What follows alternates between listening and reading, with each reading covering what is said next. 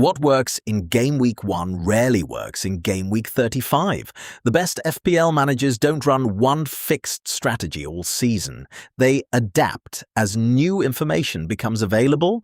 Early on, you're gathering evidence. By the run-in, you're playing your actual position in the table. Confusing the two is one of the quietest ways good managers lose ground.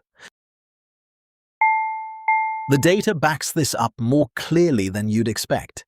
Game Week 4 this season saw 936,000 wildcard activations, one of the single biggest wildcard weeks of the entire year, all inside the first month. That's a lot of managers reacting to early information, sometimes too early, before teams and new signings had even settled. Compare that to deep into the season. Game Week 31 saw the year's single biggest free hit spike, and Game Week 36 saw the year's biggest triple captain spike. Both driven by very different pressures, recovering from a blank and maximizing the final stretch. Same tools, completely different reasons for reaching for them. Early season is about identifying value before the crowd catches on.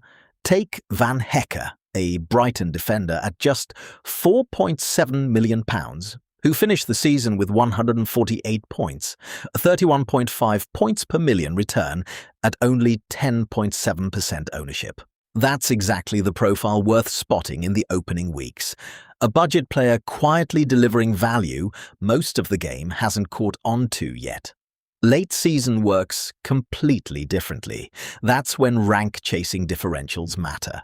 Alex Scott, a Bournemouth midfielder at £4.9 million, finished with 136 points at just 2.1% ownership.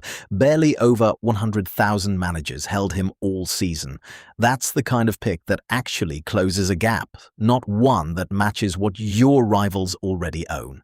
To be precise about what these numbers do and don't prove, both of these are full season totals, not a track trajectory. The data doesn't let us confirm exactly when either player's ownership was lowest or when their price moved.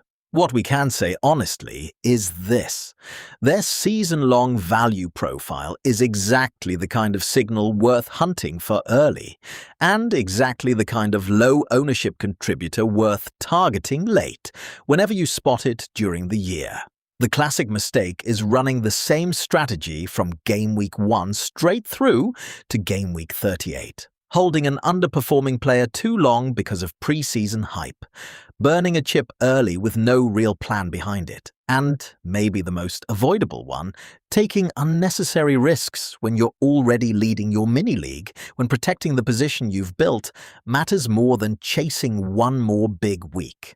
Match your approach to the calendar. Early season, stay flexible, learn who's actually starting, and don't overreact to one big performance.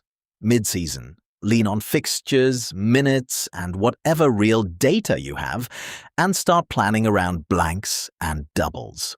Late season, play your actual position. Protect a lead with safe, reliable picks, or take calculated risks if you're chasing one down. FPL is a marathon. The managers who consistently finish near the top aren't the boldest. They're the ones who know when to be patient, when to be aggressive, and how to adjust as the season actually unfolds.